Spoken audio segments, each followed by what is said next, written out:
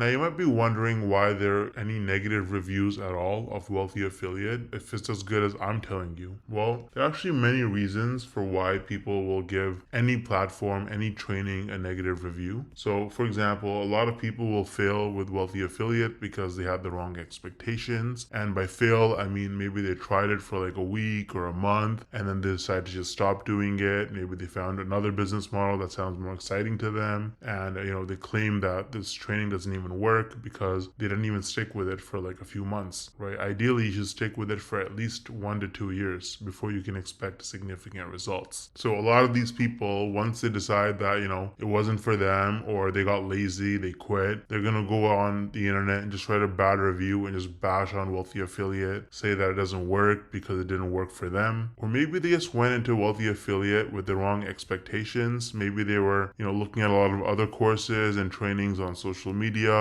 and they thought that Wealthy Affiliate was going to be like them, some sort of like scammy done for you system where they just throw some money at it and it's automatically going to start making them a profit and they don't have to do any work. But that's obviously not what Wealthy Affiliate is teaching. You have to put in the work, you have to stay consistent, and maybe they're just writing negative reviews of Wealthy Affiliate without even making an effort to be honest, just so they can promote some other course or platform that they're an affiliate for. So a lot of people are doing this, like, they sign up for some course and then they look at all the competition like Wealthy Affiliate and they go and start writing negative reviews of Wealthy Affiliate and then tell people to try their course instead. Now, if you're giving an honest criticism of another course, if you're reviewing Wealthy Affiliate genuinely, trying to see what's good, what's bad, and you're sharing the honest truth with the audience or with people on the internet, then there's nothing wrong with that. But if your whole intention is just bashing on this program, even where it's not justified, just so you can promote your course or